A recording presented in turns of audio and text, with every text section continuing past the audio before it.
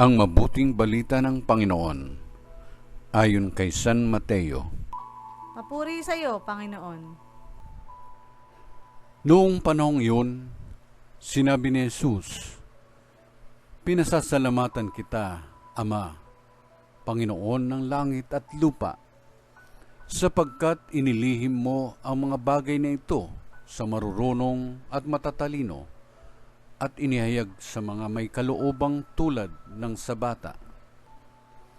Oo, Ama, sapagkat gayon ang kinalulugod mo.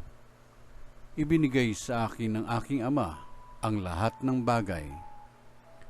Walang nakakikilala sa anak kundi ang Ama, at walang nakakikilala sa Ama kundi ang anak, at yaong marapating pagpahayagan ng anak.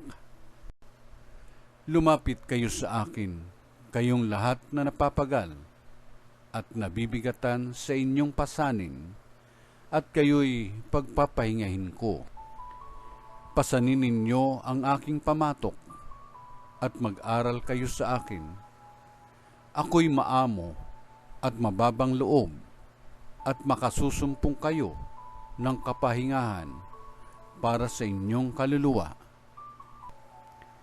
Sapagkat maginhawang dalhin ang aking pamatok, at magaan ang pasanin ibibigay ko sa inyo."